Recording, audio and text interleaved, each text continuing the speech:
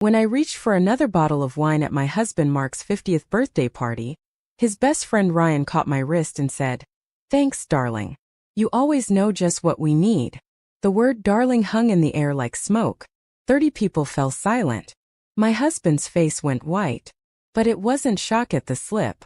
It was panic that I might finally see what had been hidden in plain sight. Let me back up. My name is Jennifer, and I'm 48 years old. For the last 6 years I've been married to Mark, a man I thought was my soulmate. Ryan has been his best friend since college, 30 years of brotherhood, he always said. They were inseparable. Boys' weekends, daily texts, inside jokes I was never quite part of. I thought I was being a good wife by welcoming Ryan into our lives, into our home, into our bank account. The first time Ryan asked for money, it was 18 months into my marriage. He showed up at our door at 10 p.m. on a Tuesday, his eyes red-rimmed. "My mom's medical bills," he said, his voice cracking. "I'm $3,200 short for her surgery. I'll pay you back in 2 weeks when my bonus hits." I looked at Mark. Mark looked at me with those puppy dog eyes that had made me fall in love with him. "He's like a brother to me, Jen. We help family." I wrote the check. $3,200 from the savings account I'd built from 15 years of teaching. Ryan hugged me, called me an angel, said he'd never forget it. 2 weeks passed. Then 2 months. Then it stopped being mentioned at all. The second request came 4 months later. Ryan's car died, needed a new transmission. "Just $1,800 and I can get to work," he pleaded over dinner at our house. A dinner I'd cooked, by the way, with groceries I'd bought. "I'll pay you back when I get my tax return." I hesitated. Mark jumped in. "Babe, we can't let him lose his job. We have the money." Did we? I was putting myself through a master's program at night. $800 a month out of pocket because my school district would only reimburse half. But I looked at Mark's face, desperate and pleading, and I said yes. $1,800. Added to the $3,200. That's $5,000 total. Not that anyone was counting. Except me. Late at night, in the spreadsheet I'd started keeping, the one I titled Loans to Ryan, with the password Foolish. The third time Ryan needed $2,100 for first and last month's rent, because his landlord was illegally evicting him. The fourth time $950 for dental work. The fifth time $1,500 to help his sister's kids at Christmas. By the time of Mark's birthday party, that moment when darling slipped out, I had given Ryan $12,750 of my own money. Not our money. Mine. From my teacher's salary of $52,000 a year. I'd calculated it once during a particularly sleepless night. 24.5% of my annual income over 18 months had gone to my husband's best friend. I never saw a penny back. But it wasn't just the money, was it? It never is. Ryan had a key to our house. In case of emergencies, Mark said, Ryan would let himself in when we weren't home. I'd come back to find him asleep on our couch, eating food from our fridge, his laundry running in our machines. Once I found him in our bedroom, looking for Mark's phone charger. Another time he'd used my laptop, my personal laptop with my school files and passwords, without asking.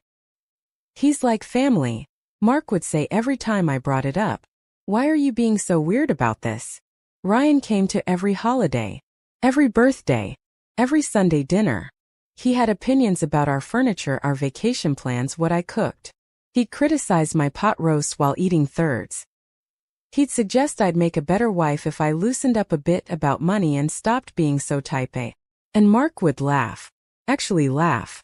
When my mother died last April, Ryan showed up to the funeral. I was touched until I realized he'd driven Mark's car. The car I'd helped Mark buy. And Mark hadn't thought to ask if I wanted to ride to my own mother's funeral with my husband. They were already heading out when I came downstairs in my black dress, eyes swollen from crying all night. "Oh, there wasn't room with the flowers," Mark said. Ryan shrugged apologetically. I drove alone to bury my mother. At the reception, Ryan held court with Mark, telling stories about college while I sat in the corner with my mother's friends, feeling like a ghost at my own grief. When it was time to leave, Ryan was drunk. "We're taking him home first," Mark informed me. We drove 40 minutes out of the way while I sat in the back seat, Still in my funeral dress, mascara dried in tracks down my face. That night, when I finally broke down and told Mark I needed him to set some boundaries with Ryan, he sighed deeply, like I was the problem. Ryan's going through a lot right now, Jen. His mom is sick. His job is stressful. Can't you be more understanding? I thought you were one of the special people who gets what loyalty means. Special people. That phrase. He used it like a weapon. Special people don't keep score. Special people help without expecting anything back. Special people understand that real family isn't always blood. I wanted so badly to be special people. So when Ryan asked to borrow another $2,000 for his mother's medication, this was 3 weeks after my mom's funeral, by the way, I wrote the check. Even though my grief counseling cost $150 a session and insurance didn't cover it. Even though I'd had to skip 2 sessions to afford groceries. $14,750 total. I updated the spreadsheet that night, my hands shaking so hard I could barely type. Now back to the birthday party. The one where everything changed. I'd spent $850 on Mark's 50th birthday. The venue, the catering, the cake from that bakery he loved that charged $6.50 per cupcake. I'd invited 40 people. Made a photo slideshow. Bought him the watch he'd been hinting about for months. Another $320. Ryan arrived 2 hours early. Walked right in with his key. Started rearranging the furniture I'd already arranged. Told me the music I'd chosen was too depressing and changed it. When I protested, he laughed and said, Mark likes my taste better anyway. Mark, who had been in the shower, came down and sided with Ryan. Babe, he's got a point. This is more fun, right? I went to the kitchen and cried into the sink for 3 minutes. Then I fixed my makeup and put on my smile. The party went fine. People drank, ate, laughed. Mark gave a speech thanking everyone for coming, talked about how blessed he was. Mentioned Ryan 4 times. Mentioned me once at the end. And of course my lovely wife who organized all this. That's when I went for the wine bottle. The second case I'd had to run out and buy because Ryan and his friends were drinking through my budget. My hand was on the bottle when Ryan grabbed my wrist, and that word fell out of his mouth. Thanks, darling. The room went silent. I looked at Ryan. His eyes widened. He knew he'd slipped. I looked at Mark, expecting outrage, defense, something. Instead, Mark's face drained of color. But not with anger. With fear. Fear that I'd finally put the pieces together. I need some air, I whispered, pulling my wrist away.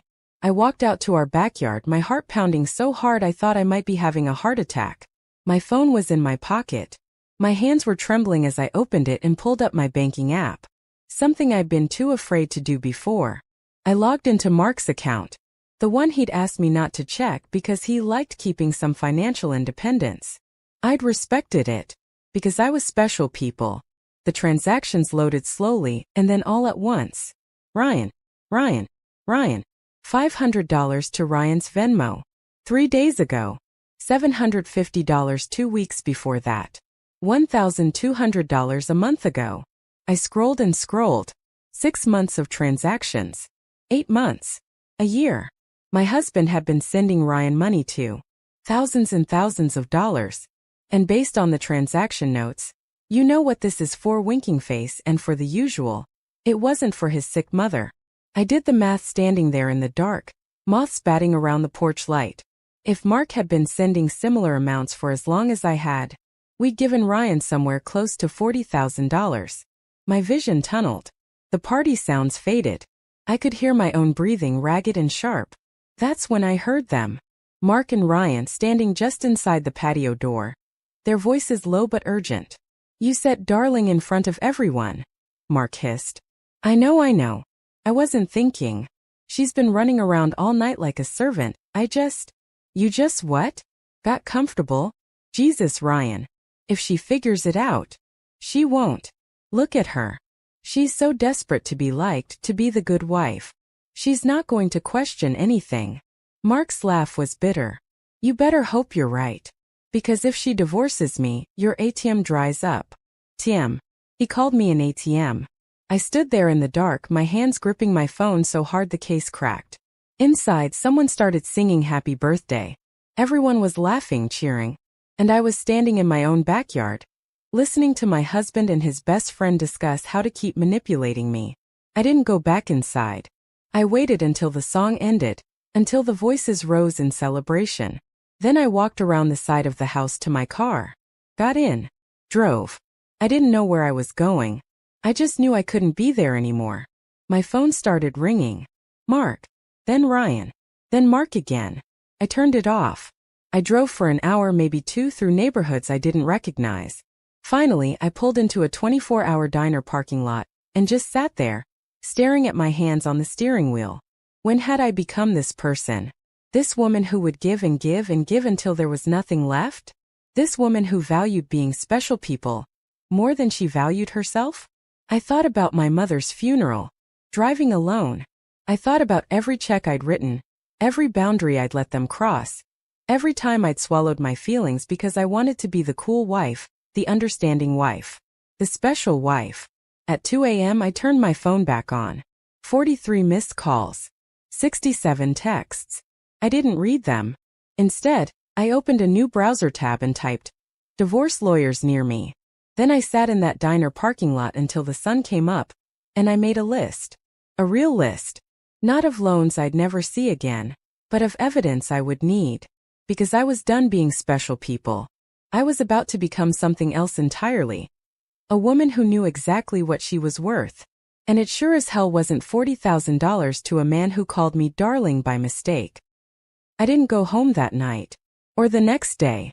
Instead, I checked into a Holiday Inn Express off the highway and paid with the one credit card Mark didn't know about.